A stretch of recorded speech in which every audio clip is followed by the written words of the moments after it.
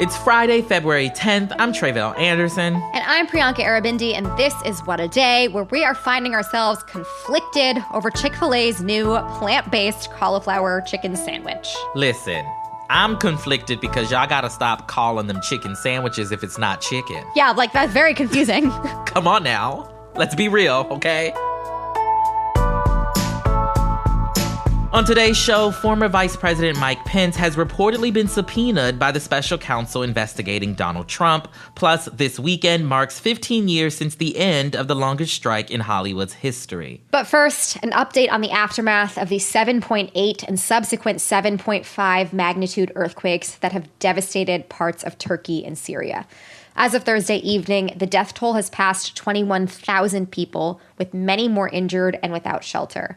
Those numbers, as you may have realized by now, are expected to continue to rise. In Turkey, rescue teams and aid workers have been battling frigid temperatures, a lack of heating and power, and other logistical hurdles as they work to help the survivors and unearth victims from the rubble of buildings and structures. Turkish President Recep Tayyip Erdogan has admitted to, quote, shortcomings in his government's response to the quakes, but he has insisted it's now under control. Just yesterday, the Turkish parliament approved a 3-month state of emergency for 10 of the affected provinces in response to the disaster. Across the border in Syria, where a civil war has raged for over a decade now, the first UN aid convoy was able to cross into the northwest part of the country on Thursday since the earthquake struck on Monday. The ongoing conflict, as well as sanctions from Western countries, have complicated efforts to deliver aid, though Syria has also been in desperate need. The Syrian government has formally requested aid from the EU, but very little of that assistance has yet to arrive there. To hear more about the situation on the ground in both countries and what needs to be done, I spoke earlier with Dr. Houssam al-Nahhas, a Middle East and North Africa researcher at Physicians for Human Rights. He was a trauma physician in Syria at the onset of a civil war, and some of his relatives are living in Turkey now. Take a listen to our conversation. I have my parents and my wife's parents all based in Turkey in affected areas in Gaziantep and Malatya. Luckily, we were in touch with them from the early beginning after hearing the news about the earthquake, and we were in constant communication with them. The horrifying moments that they were describing were really heart-wrenching for us, especially as we live thousands of miles away from them. Right. My in-laws who live in Gaziantep endured the hard part of the earthquake, and my mother-in-law and father-in-law were describing how they had to abandon their house without taking their belongings, without taking anything. Right. They left the door open, did not have time to put any clothing on them to go out, and the temperature was below 0 Celsius, which is around 20 Fahrenheit. Right. And they just were uncertain where to go, what's going to happen next. Yeah. I mean, you've worked as an emergency physician inside Syria during the initial phase of the civil war, which is still continuing. Can you tell us how this disaster has worsened the situation on the ground there? So when talking about Syria, we are talking about a country that has been torn by a war for almost 12 years, where civilian infrastructure, healthcare providers have been constantly and deliberately targeted, mainly by the Syrian government and the Russian ally. My organization, Physicians for Human Rights, has documented more than 600 attacks on more than 400 medical facilities since the beginning of the Syrian crisis, and the killing of more than 900 healthcare providers. To zoom in more on the northwest of Syria, which is currently the only region outside of the government control, since 2017, there was around 140 attacks on healthcare facilities, mainly against facilities in that region. And that, of course, put more and more pressure on the health system. We are talking about a lack of resources, lack of human resources, lack of medications. The same system had to deal with the COVID-19 pandemic and most recently the cholera outbreak. So it's a system that is overwhelmed with the needs of the local communities. And we are talking about around 4.6 million individuals living in this region. Around 3 million of them are internally displaced individuals from other places around Syria. Wow. Okay. So a system already under stress now with far more. So the magnitude of what has happened here is so great. People sometimes just default to maybe feeling helpless and feeling like maybe there's nothing that they can do. But what does need to be done? The needs are grave in both Turkey and Syria for Turkish people, for Syrian people who were affected by the earthquake. Unfortunately, northwest Syria have been blocked from the rest of the world. Basically, the entire region relies on one international border crossing, which is Bab el-Hawa, and it's the other side of it in Turkey lays Antakya, which is one of the mostly affected and devastated areas. So since the earthquake, no humanitarian aids were able to access the region, which means that local organizations, humanitarian workers, community-based organizations were the only responders to this disaster alone. And as I mentioned, we are talking about massive population, struggling systems. And now on top of this, we have this disaster during the winter that further exacerbated all the vulnerabilities that these populations are witnessing. Yeah. So are you seeing disparities with how the international community has responded to this crisis between Turkey and Syria, like between the two countries?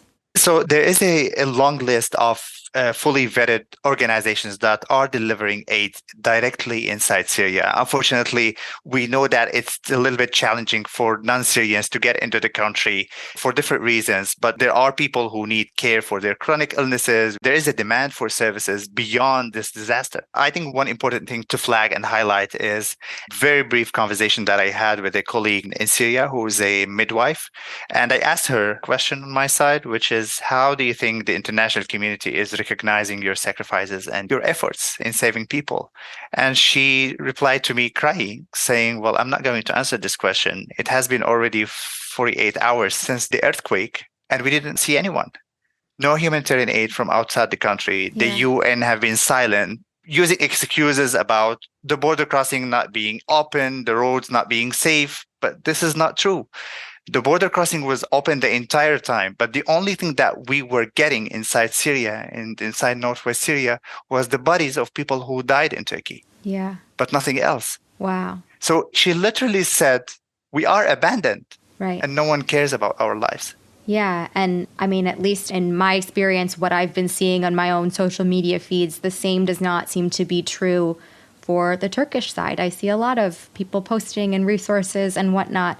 So thank you for highlighting that disparity. That's important for us to know, because it's not like they're not affected. They're very affected. Yeah, I would say they are the worst affected population. I have my family members in Turkey, my wife's family members in Turkey. I don't feel that they have the same needs as the people who lost everything they have in Northwest. They have been already living in camps and living in slums, and now their entire neighborhoods are no longer there. And they lost everything. People in Turkey have their relatives. They are massively affected. And I deeply feel sorry for their losses and what they are experiencing. But again, we need to focus on those in grave need just to give everyone the equal chance for surviving. That was my conversation with Dr. Houssam al-Nahhas with the nonprofit group Physicians for Human Rights. We will, of course, be following the relief and recovery efforts as they unfold, and we'll have links in our show notes to ways that you could help. That is the latest for now. Let's get to some headlines. Headlines. Federal officials yesterday declassified information about the Chinese spy balloon that was shot down last weekend. According to high-resolution photos released by the Pentagon, the 200-foot balloon had antennas capable of, quote, signals intelligence collection operations, which means it could have picked up on radio transmissions and radar. In other words, it was definitely not a weather balloon, which is what the Chinese government has claimed and what I kind of idiotically thought over the weekend. So I don't know why I was thinking that. I was like, everyone needs to chill out. I was wrong. I don't think I verbalized that to any of you, but I'm just big enough to admit that I was wrong. Officials also said that they have evidence that China has used similar balloons to spy on over 40 countries across 5 continents. More information is expected in the coming days as the FBI examines more of the balloon's wreckage, which was recovered off the coast of South Carolina. You know, we appreciate self-accountability here, Priyanka. Thank you for doing that for us. Thank you for modeling that behavior for us. Yes, absolutely. You're welcome. An update on the Ohio train collision earlier this week that led to the controlled burning of toxic chemicals. After residents of East Palestine and some on the border of Pennsylvania were asked to evacuate Monday, officials said Wednesday it's now safe for residents to return. This follows the dramatic derailment of 50 train cars last Friday night just outside the small Ohio town. 5 of those cars were carrying vinyl chloride, which is extremely toxic and flammable. While monitors near the burn site showed some toxins still lingering in the air, the EPA said air quality has since returned to normal levels. Testing on surrounding rivers, streams, and drinking water wells, including the nearby Ohio River, will continue. South Korea's parliament voted on Wednesday to impeach the country's top safety official over the fatal Halloween crowd crush that killed over 150 people. Lawmakers said that Interior and Safety Minister Lee Sang-min must be held responsible for the tragedy and that his agency's failure to respond to the disaster led to the high number of fatalities. This comes weeks after prosecutors announced that they would seek criminal charges against officials, including members of law enforcement, for failing to use crowd safety measures that could have saved lives that night. Lee's impeachment immediately removes him from any official duties. South Korea's constitutional court has until the summer to decide whether Lee should be removed or reinstated. This Sunday marks the 15-year anniversary of the end of the 2007-2008 WGA writer's strike, when 12,000 screenwriters picketed for fair pay for their work as it was distributed via the internet, cell phones, iPods, yes, iPods, Wild. and other than new forms of digital media. Listen, what a time, okay? Blast from the past, okay? Truly. After a 100-day work stoppage and over $2 billion in lost revenue for the Los Angeles economy, on February 12, 2008, members of the Writers Guild of America ended the strike, crucially negotiating later that month for a percentage of digital revenue. We can thank the strike for a few other things too. With scripted television a no-go, NBC had the idea to launch Celebrity Apprentice with Donald Trump, so we can blame them for all of our issues thus far, okay? Oh my God. And the lack of an on-set writer is purportedly how the movie Twilight ended up with the unforgettable line, "You better hold on tight, Spider Monkey." What? What we mean to say is this: writers, they're important. The anniversary comes as the entertainment industry braces for May 1st, which is when the Guild's current contract with major studios will expire, and as so-called new media and streaming have further grown to dominate the entertainment industry. Former Vice President Mike Pence has reportedly received a subpoena from the special counsel looking into some of the major accusations against Donald Trump.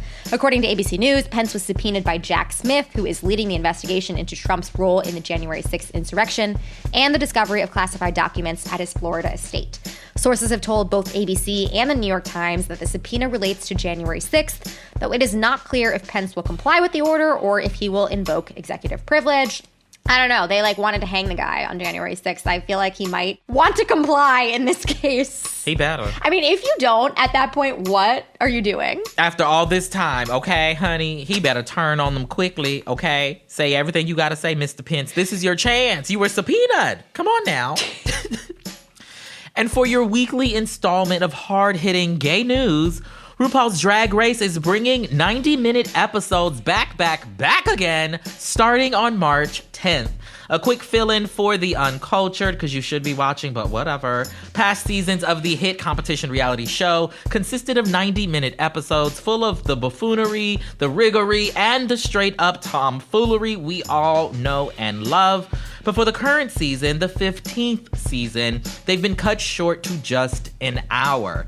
Longtime Drag Race fans have criticized the choice because it leaves less time for the frivolity that brought us iconic lines like, "Go back to Party City where you belong," and "Girl, look how orange you look, girl." Thankfully, it seems like MTV has listened to Drag Race's loyal fans, i.e. me, and restored natural order to the primetime slot. Okay, I gotta admit, I am not a Drag Race loyal fan, but only because I feel a little intimidated by how many seasons there are. If I want to start, where do I begin? Just jump right on in. Just tune in on Friday night, okay? And we'll get you together real quick. It'll be fine. All right, user-friendly. I can just start from season 15. I'm into it. And those are the headlines. We'll be back after some ads to speculate on what's to come in the new era of Super Bowl halftime shows.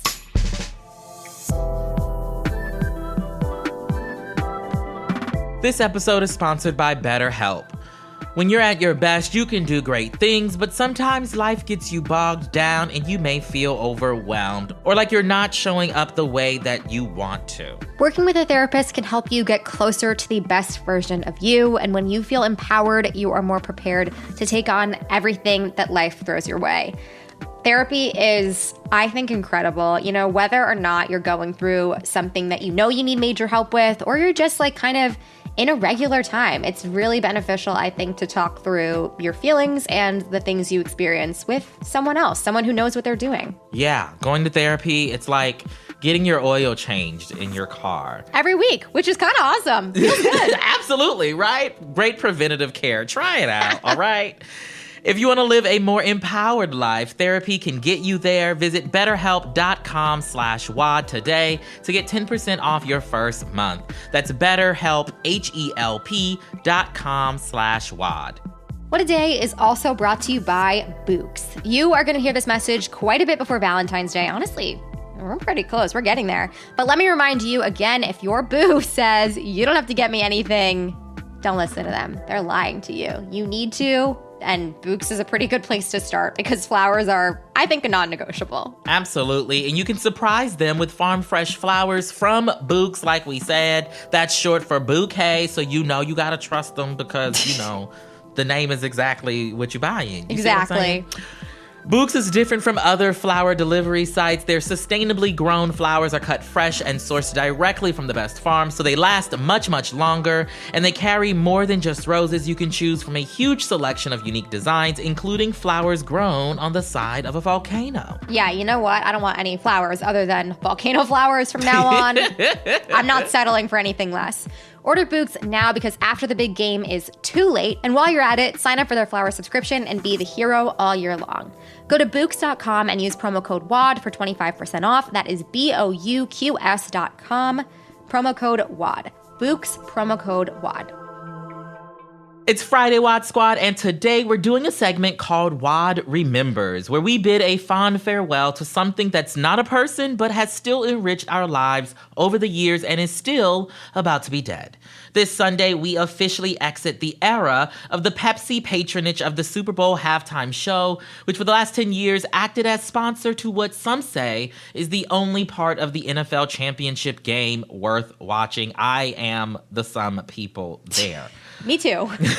During the Pepsi era, we saw The Weeknd get trapped in a maze, Left Shark give us the least, and Beyonce conjure Kelly and Michelle from underground. So we'd like to say a few words.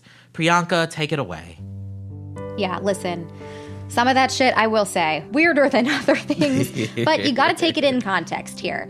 The Pepsi era came after the Janet Jackson year and the several years of old men, like Prince doesn't count in there, but several years of boring ass shows that sucked. So I will say, Pepsi, we got a lot of hits in there. Last year, pretty high up there. Yeah. I don't know which one was my favorite though. Do you have any favorites? My favorite has to be Lady Gaga. We love. Jumping off of the top of the stadium and soaring down onto her staged set. That was an iconic moment, birthed so many memes. So many. I'm going to miss that era of the Super Bowl halftime show. But, you know, rest in peace. We will never forget you. Never. Alas, when it comes to multi-million-dollar corporate sponsorship of a live television event, when one door closes, another door opens. Rihanna is headlining the first halftime show of the Apple Music era, her first live performance in 7 years. And at a media preview yesterday, she described Sunday's set list as, quote, a celebration of my catalog in the best way we could have put it together. Priyanka, I have to ask, which hits do you think are must-includes? What are we trying to jam to on Sunday? Yeah, there's a lot. This is a strong start to the Apple Music era. I don't know if they had anything to do with booking her or they just slapped their name on it, but strong start. You know, I'm going to need to hear a few. I'm going to need to hear Disturbia, obviously. Period. Bum Bum Bita. Yes. Duh. Needs to be there. You know, I do like work. I mean, I don't need Drake. Work. We can just do the Rihanna part. It's fine. Yes. Going to need that. And also, I don't know how popular this is among the regular Rihanna listeners, but Talk That Talk, I feel like is an underrated Rihanna jam. I love that song. And I mean, if Jay-Z comes out, I'm into it. And then bring Beyonce and then do the whole, it'll be great. I don't That's know. cute. I have big ideas. I love that. You mentioned Jay-Z. He is a frequent collaborator of a One Rihanna. Yeah. And I'm going to be looking for the OG collaboration, Umbrella, Ella, Oh, A, duh. A. Duh. Right? Come on, classic. But also, I feel like she doesn't perform this song often, but I want her to go back to her beginnings, okay? Which was Pon de Replay, okay? Oh, yes. Come on. Oh, my God. It was such a moment. Yeah. But she's probably going to give us like more current things. She has to. I feel like we're going to get A Bitch Better Have My Money because, yes, obviously. Duh. So I could be down with that too. She's got so many great collaborations though. I'm looking forward to see who pops up. Totally. I feel like there's very little chance. I mean, I don't even want to speak this into existence, but I feel like it's going to be hard to be disappointed with this one. Like, there's so much to Absolutely. work with, and it'll be exciting. Just, she doesn't do this. She hasn't done this in so long. Like, I don't know. The world is excited to see her, and that is a great way to kick off this era for Apple. Love it. Absolutely. Why not? That was WAD Remembers. While Pepsi no longer sponsors the halftime show, it will always be the soda that isn't Coke. Truly the nicest thing we can say.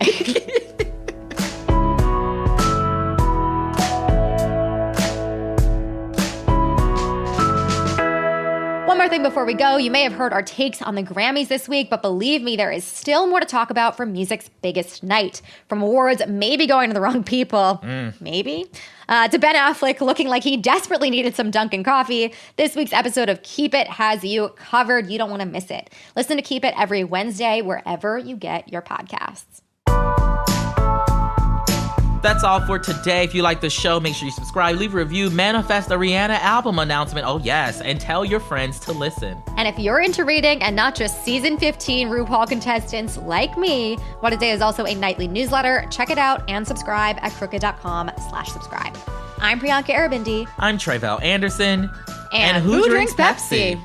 Not me. I don't know. They don't sponsor this show, so not us, but we're available. I mean, I do drink it when I go to Taco Bell because you can't drink anything else. But otherwise, it's Coca-Cola, honey. We don't have a beverage partner, but we're open to it. But we could. We could. Absolutely.